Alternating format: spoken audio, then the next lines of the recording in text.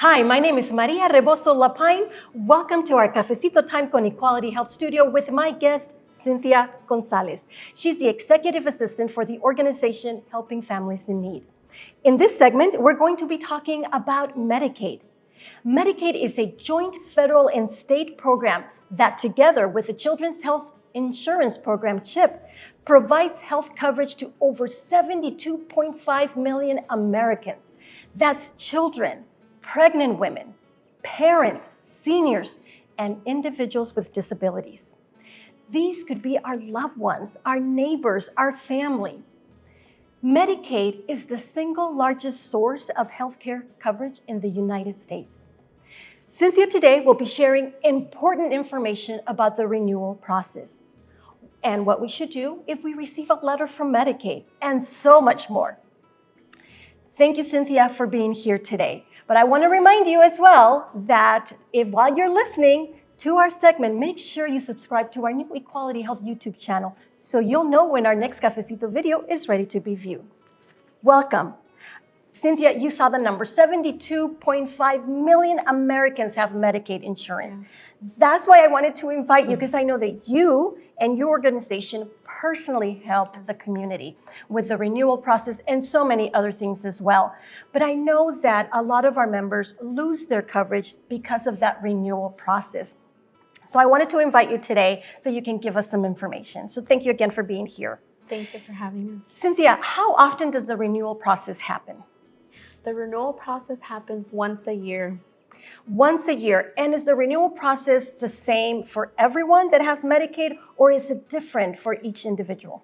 It's going to be different for every household. There's going to be different dates for that household to apply and renew their benefits. Well, that's very important because you see, your renewal date could be very different from your parents or your neighbors. Thank you, Cynthia. What is Medicaid looking for during that renewal process?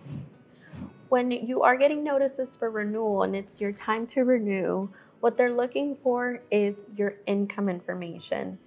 So that income information includes the last 6 weeks of pay. And if you get paid through pay stubs, you have to submit income information for those 6 weeks. If you get paid self-employed, you will have to submit your last 12 months worth of income, and you can provide that by the means of a tax statement. If it's been less than 12 months, then you can make a statement yourself, writing the expenses and how much you got paid. In addition to that, you will have to provide proof of residency, where you live. And the way you can provide that information is through utility bill or a letter from a neighbor or someone that knows you, attesting to all the members in your household and who lives there. In addition to that, it's going to be other information that is applicable to your household. So if it's child support, if you are paying child care, things like that change year round, you will have to report on that. Now, you mentioned the check stubs. Could I use my bank statement? Because I know a lot of us get paid direct deposit and it goes directly to our bank account. Can we use bank statements for that? You cannot, because they go based off your gross income. So it has to be a pay stub and it has to show everything on there. So make sure you're saving those check stubs because you are going to need them. Cynthia, I know that a lot of our members are getting a letter from Medicaid. Can you tell me what that letter means? So that letter means that they are requesting updated information from you. So it's important to read those letters thoroughly because there's also going to be deadlines on that letter. And what they ask for can change, but generally what they're looking for is your most updated income information and proof of residency and other things that are applicable to your household. If anyone has moved, if anyone has had a new baby, things like that. So Cynthia, a lot of us have moved, or a lot of us, our email has changed, our phone number have changed, and maybe we miss out on that letter. What can we do, and where do we go to update that information? Yeah, so you can always contact the number that's behind your insurance card to access that, and then you can contact your helpline directly to report those changes. What happens, Cynthia, if I don't respond to that letter or if I don't provide the information for the renewal process? if you don't respond to those letters and submit what they are requesting, you run the risk of losing your benefits. So that's why it's very important to respond to those letters and submit the information. And even if you are not getting notices, but your phone number has changed, your email address has changed, or even your income has changed, it is your obligation to submit the most current information and report those changes. So respond to those letters and update your information as soon as possible. So like Cynthia says, those letters have a deadline. They have a specific information that you have to report.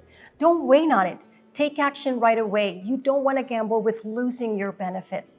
So Cynthia, I want to thank you so much for being here today. I think you've provided great information.